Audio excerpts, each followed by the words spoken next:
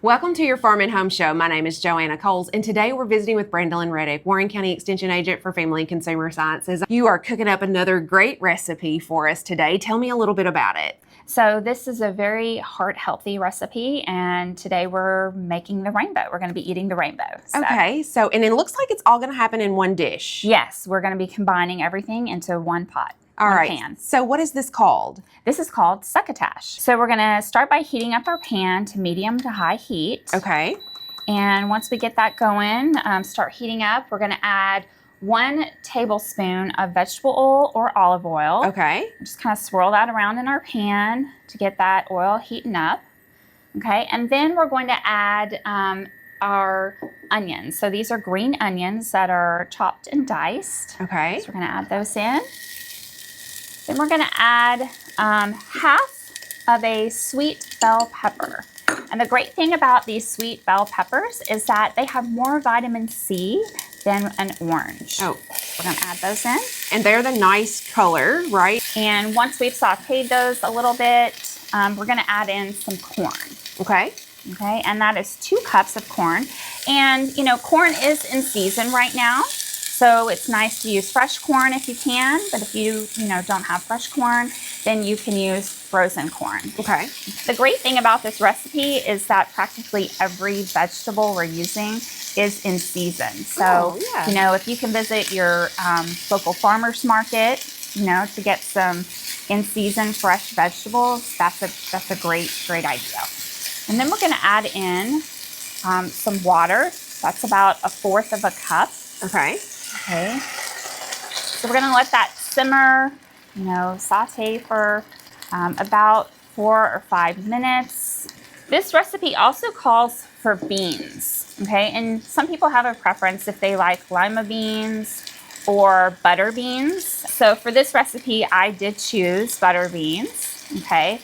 So we're gonna add in a cup of butter beans. And butter beans have a lot of protein and fiber, so they're very heart healthy for us too. Okay, because I was looking and I didn't see like a meat protein in this dish, and so, but you will be getting some from the beans. Oh, definitely. So once some of this water starts to cook off, then we're gonna add in some of our okra. Okra is another delicious vegetable, that's gonna add some more color to this. And this is another vegetable that's going to give us some more fiber. Yeah, and some people don't know that okra aids in digestion, so that's going to help with our gut health too. Yeah. And this is a cup of okra.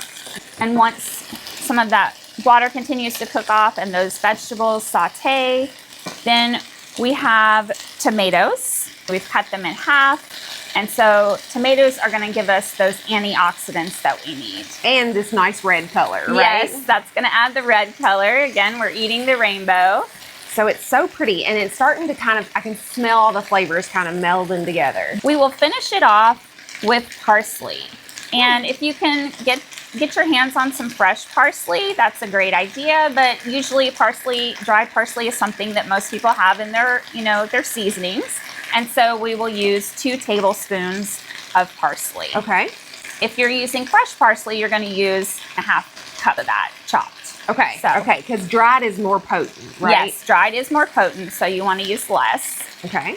So I have 2 tablespoons of dried parsley here. Okay.